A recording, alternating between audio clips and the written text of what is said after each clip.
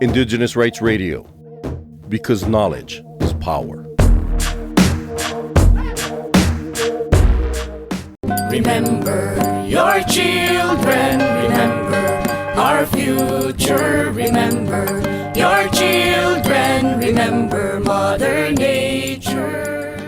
Indigenous knowledge is essential for tackling climate change. Danielle Paradis, a Metis reporter from Alberta, Canada, spoke with Cultural Survival about the issues facing Inuit communities in the Eastern Arctic. These communities are dealing with challenges like melting permafrost and dwindling animal populations. Problems often made worse by the legacy of colonialism, including government policies that forced relocation from traditional lands. A difficult dilemma for many Indigenous communities is the need to participate in resource extraction, a major contributor to climate change, as a way to escape poverty. However, as Paradis points out, Indigenous peoples are not just victims of climate change, they are experts in adapting to it. Their knowledge, refined over centuries of observing the land, is now gaining recognition in Western science. For example, Inuit people have created apps and sensors to help hunters assess the safety of the sea ice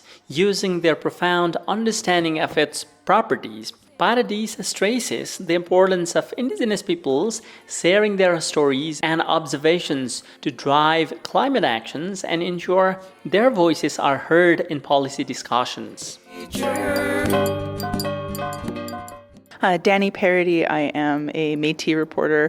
I live in Alberta, and I did a podcast called The Place That Thaws. I'm not in the community that I reported on, so the Inuit are in the Eastern Arctic in Canada, and there's been a lot of changes up north, be it melting permafrost, disappearing animal populations, and also just conflicts with colonialism that have further exacerbated those problems. So you have, for example, policies that put people up in communities that weren't their traditional territory.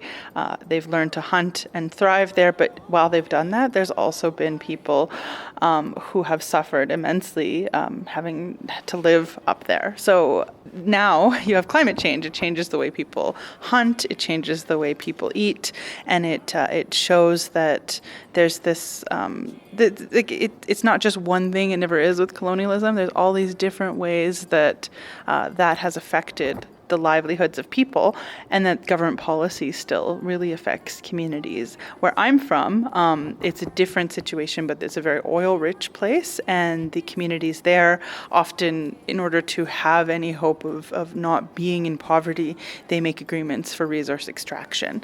And it is the same up in some of the northern communities. It's more mining there, whereas it's more oil sands where I live. So you see that very real tension of industry and jobs and being able to make a living, and the way that people they have to participate in that in some way for prosperity, but it's also fossil fuels are the leading cause of climate change. So there's an effect that we're going to have to deal with. So things like hunting and land rights and cultural preservation aren't things that we find in mainstream media. So it's a different way of thinking about the world.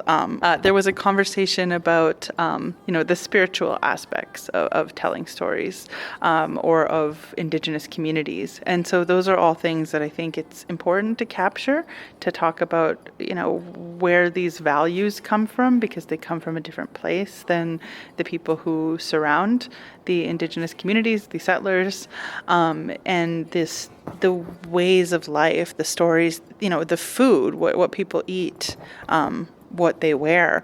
That's all so embedded in the community. So it's just a very unique perspective. You don't get it anywhere else from people who haven't lived on the land since time immemorial.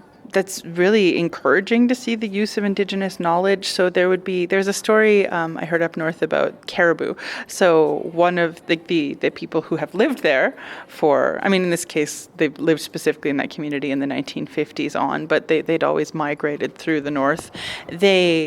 they had noted that there were caribou in this one island, and researchers who are experts in caribou were like, oh no, like caribou don't cross over from one island to another. And, you know, the Indigenous communities were like, well, I mean, they did. We saw them there. And eventually, of course, they uncovered, the bones and evidence that the caribou were there. That's a small story, but it shows you the power of observation, which is a scientific tool as well. But they have the privilege of observing for hundreds, if not thousands of years in the same space. So a lot of the knowledge from community talks about the way that things have changed. That's a normal piece of the experience, be it all the way from the creation story to the creation of like mountains and the creations of people, all the way to now where that tendency to observe shows us what if you have to go out on the ice to hunt to live, then you're going to be really aware of what the ice is like. Interestingly, sea ice is flexible, so it bends because of the salt content. It doesn't freeze in quite the same way. And so Inuit have now been working on apps and sensors and ways to help to tell their fellow hunters if it's safe to go out on the ice. But more broadly, there's the Intergovernmental Panel on Climate Change has a specific section bringing in Indigenous knowledge and wisdom and that observation, but also that value about preservation and the importance there. So science is now seeing the importance. Every person that I talk to who's a scientist does see the value of Indigenous wisdom, but that has been such a drastic change, and some people are still being dragged into that kicking and screaming.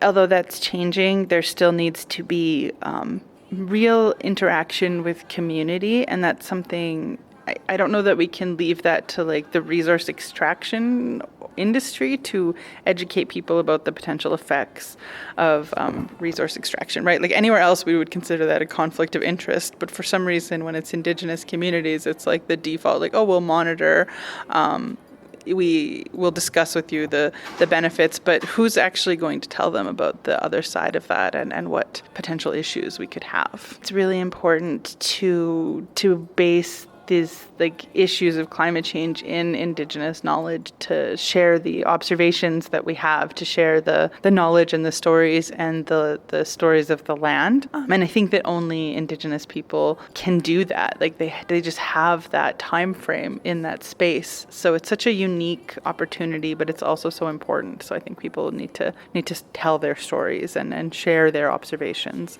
as a way to really push that this is happening. Remember your children. For more information on the rights of Indigenous peoples, visit cs.org and follow Cultural Survival on Facebook, Instagram, LinkedIn, Threads, and Blue Sky. Your children remember our future. Remember your children. Remember Mother